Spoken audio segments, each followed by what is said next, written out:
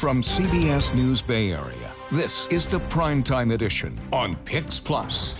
Good evening, I'm Devin Feely. These are tonight's primetime headlines. President Biden announced today that the U.S. will start airdropping food and aid into Gaza. The announcement comes a day after more than 100 Palestinians were killed in a tragic incident involving shipments of supplies. Israeli soldiers opened fire on a large group racing to meet the trucks carrying those supplies. Others were then trampled in the ensuing chaos. Earlier this week, Jordan and Egypt airdropped supplies into Gaza as well. Prosecutors have charged a fourth person with the murder of Oakland police officer Twan Lay. The DA's office upgraded the charges against 28-year-old Sabran Russell from burglary to murder. Officer Lay was killed while responding to a break-in at a marijuana dispensary. The four suspects are expected to appear in court on March the 4th. 4 people were injured after a large tree toppled onto their car that was in the Fillmore district at Golden Gate and Laguna. Paramedics took all 4 of them to the hospital. Their injuries, thankfully described as minor. You can see that tree completely covering the car. Drivers have been asked to avoid that area. And taking a live look outside at San Francisco, let's go ahead and get a check of our first alert forecast with Chief Meteorologist Paul Hagan. Devin, more rain surging into the Bay Area. The heaviest rain, the strongest winds in progress. And this is going to continue through the rest of this evening. First alert Doppler is lit up with those heavier downpours. Fortunately, no major flooding concerns, but you always have to watch out for some standing water on the sides of the roads, maybe some flooded intersections, especially where those heaviest downpours are occurring. Another moving through Marin County, about to move into Novato. More light to moderate rain around Napa County with some heavier rain moving into Napa itself. More rain pushing into San Francisco as we speak, and that extends down into northern San Mateo County. Even a cloud to ground lightning strike here within the last 5 minutes just to the south of Pacifica. We've seen a few of those scattered around the Bay Area, so don't be alarmed if you hear a little bit of thunder.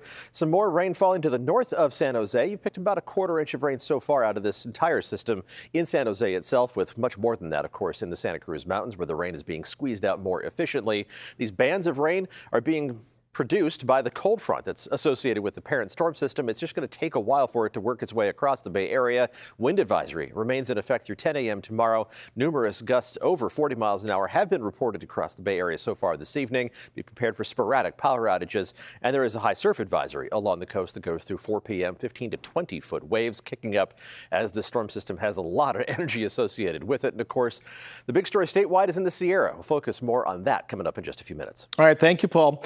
We begin with some developing news in San Francisco. Several people were injured after this tree fell on their car that they were riding in at the time. It was in the Fillmore, one of several storm-related trouble spots across the Bay Area tonight.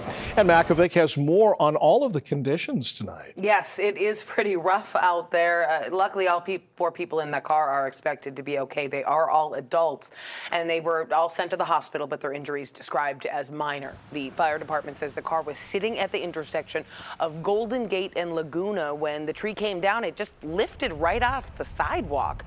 Right now, the Department of Public Works is starting to cut that tree up and get it out of the roadway. In the South Bay, a mudslide has a portion of Highway 9 shut down. This is near Saratoga. It's north of Sanborn Road and South Saratoga Creek. All northbound lanes are now closed, full of mud, branches, and trees. Caltrans does not think they're going to have this highway ready for vehicles until at least late tomorrow, possibly longer if more of the hillside ends up giving way. And several local parks were shut down today preemptively, including Pine Lake Park. That's in San Francisco's Sunset District. Nearby Stern Grove remains closed from a previous storm.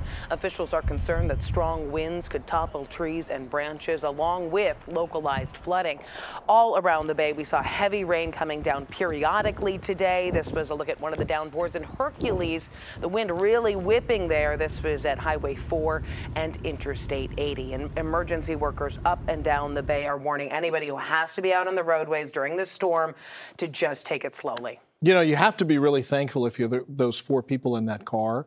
A second later, and it probably comes down right across the cabin of the car. Yeah. I mean, you just don't see this stuff coming. Yeah. I mean, it really is scary. Scary stuff. Thank you, Ann. And now to the Sierra, where hurricane-force winds are creating issues everywhere, especially on the roads. Caltrans once again urging everyone who can to stay off the roads and stay at home. The wind can pick up kind of unannounced. It can really make the roadway literally disappear in front of your eyes. Voting is empowering. After all, you're part of the process of picking who's going to represent you in office. But there's one decision for some voters in the South Bay that could take voters out of the process for an important job. Ryan? Well, Devin, voters in Santa Clara will get to decide if they want to give up their right to choose the city's top cop.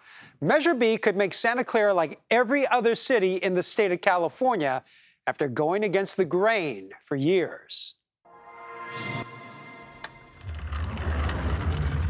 A little bit over 25 years. For a quarter century, Almost 26 years. Hamid Ahmadiyya has surrounded himself with diamonds, gold, and all things precious. I love the jewelry business.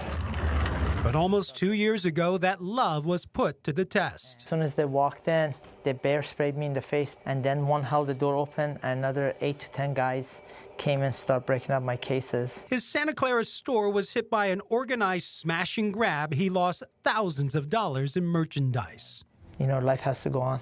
And with the fate of law enforcement on the ballot in Santa Clara, Hamid is closely watching Measure B because as a victim of crime, safety is a top priority. If my customers don't feel comfortable coming inside the store to shop, if they're afraid that while they're inside the store, if somebody's going to attack them or something like that is going to happen, of course, it's going to reflect our business. Measure B will decide how the city of Santa Clara will choose its next police chief. Currently, the city elects its top cop. But council members Sud Janes, Kathy Hardy, and Raj Chahal want to change the city charter to fall in line with every other city in the state of California. We currently are the last city in the state of California with an elected chief of police.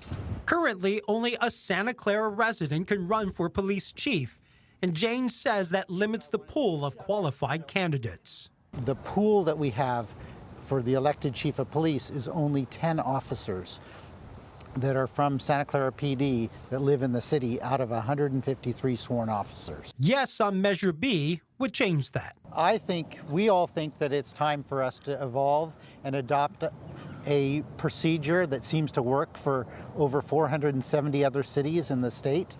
And we're the only ones that are hanging on to this old archaic system. Lisa Gilmore, who has been mayor of Santa Clara since 2016, opposes Measure B and says she takes pride in getting elected by residents in 2022. It was a pretty amazing experience to be chosen by the residents of our community to represent them and to have the trust of the community. And she believes the chief of police should have the same accountability to the voters. The chief lives here, the chief works here, the chief engages with the community on a regular basis. And along with the mayor, the police union also opposes Measure B and put up a giant billboard along El Camino Real for all residents to see. I'm really proud of that. I'm proud of the fact we're the only city that elects our police chief. You know, we have 55,000 residents that vote for a police chief. Santa Clara has never been a city that follows what others are doing. We are an independent community. We have done a lot of things that other cities don't do. For Hamid, whose business sits in Santa Clara but lives in Gilroy, while he cannot vote on the measure, he's truly invested in the outcome of Measure B after being a victim himself. I just want somebody that is going to care so this thing doesn't happen to another family or another business owner. I just hope whoever the chief is going to be, that they're going to make some changes for the future.